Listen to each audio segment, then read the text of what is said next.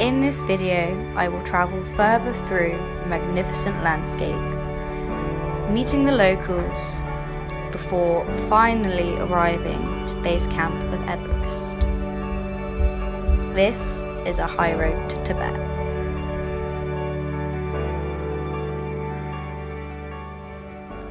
So we've arrived at our next destination, which is somewhere between 4,500 5,000 feet, somewhere around there. Coming through, we had 4 checkpoints where military had to check how many there were of us, why we were going, where we were going, bits like that. BK, our guide, told us about this one woman who married a Tibetan. She's Australian, and he can't apply for an Australian passport, and the government and the military come every 3 days to check on their apartment. It's crazy. Tibetans aren't allowed a passport, and if they do want a passport, they need a reference from someone in the country that they're visiting, and then it's only for a year long, and as soon as they get back to Tibet, they have to hand over the passport to the government. You really get a feel of the force of the military around Tibet. Like, they're all outside the monasteries, any spiritual place.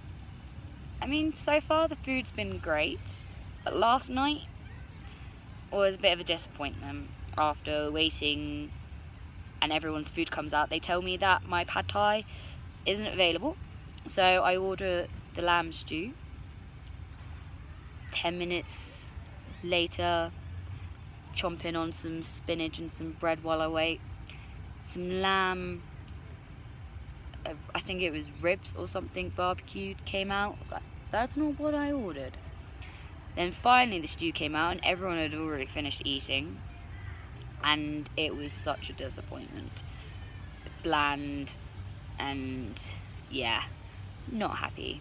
If I was in the UK, I would not have paid for that meal, but unfortunately, trying to argue with people when you have that language barrier isn't great. Overall, the service hasn't been fantastic. I mean, you give allowances, obviously. You're in a different country, different culture, but the service has been shocking throughout. At least one of us has been waiting for their food, and pretty much everyone else has finished theirs every night we were in Laszlo. So hopefully tonight things will go a bit better.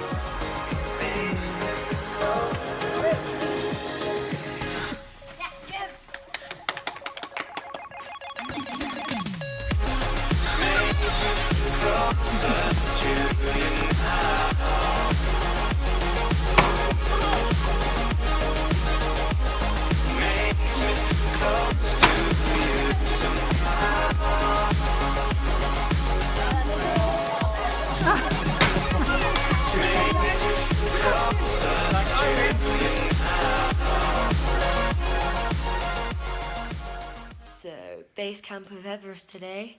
Woo! Hopefully I'll wake up soon.